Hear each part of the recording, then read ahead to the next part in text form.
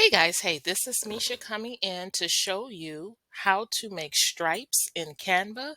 A couple of different ways. When you make your stripes, I want to show you how to set them up so that way they're spaced evenly throughout the page. All right. So super simple tidbit, less than 5 minutes. Let's go. So there are actually a few ways to make stripes. One way you can use the square tool or you can use the line tool. If you choose to use the square tool, then you can go ahead and stretch it up, stretch it down. What I typically do is look at my height. Right now my height is set at 1. The width is 4.7, but I'm not too worried about the width. I just want to make sure that the height is something that I can work with, and 1 is fine with me. So I'm going to go ahead and make it black.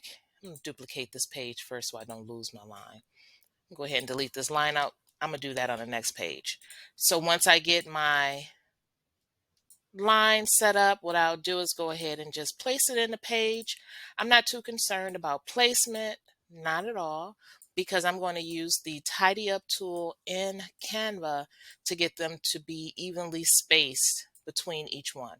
So what Canva will do is take your first and your last, because I'm working vertically, the top and the bottom. It will take those two and set them as your base for organization. I'm going to select everything. You can see everything is selected, but like I said, the top and the bottom are your base.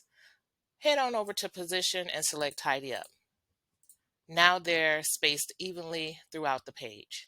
If I wanted to do that with a line, I'll go ahead and stretch my line out. Maybe I want my line to be a thicker width. I don't want it to be this width, so I'll come over here and select weight and go ahead and turn the weight up and then stretch the endpoints out so I don't see the rounded endpoints. But if I want to go ahead and change the endpoints, I can. Maybe I'll make them flat like that. Maybe I'll keep them rounded. Maybe I'll add a triangle, whatever you want to do. What I typically do is just leave them rounded and then just stretch them off the page. Once I get it set up, I'll just copy it down just like I did the rectangle. And then, like I said, Canva will use the first and the last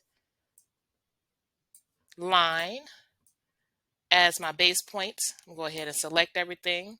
So when I select tidy up, it will space them evenly based on what I have at the beginning and at the end. I can group those together so they can move as one entity. Maybe I'll go ahead and center it. And the same thing with the lines at the top. All right. Uh-oh, I didn't group it. Group. Now I can, it's positioned middle center. So it's good to go. All right. So one of the things that you can do is go ahead and create a design using your stripes. And one little added tidbit, since we are at the 3 minute and some change mark, is go ahead and go to edit image once you bring it in and add a shadow to make it look like it's popping off the page. And what I typically use is, once it comes up, and is thinking and is thinking and is thinking and is thinking. There it goes.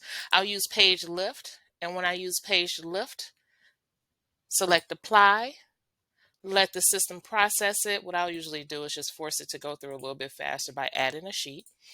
And then move it to where you want it to go. Now it looks like it's popping off the page. All right. Thank you guys so very much for watching. If you have any questions, please email info@cocotwins.com and reference stripes. All right. Talk with you soon. Bye-bye.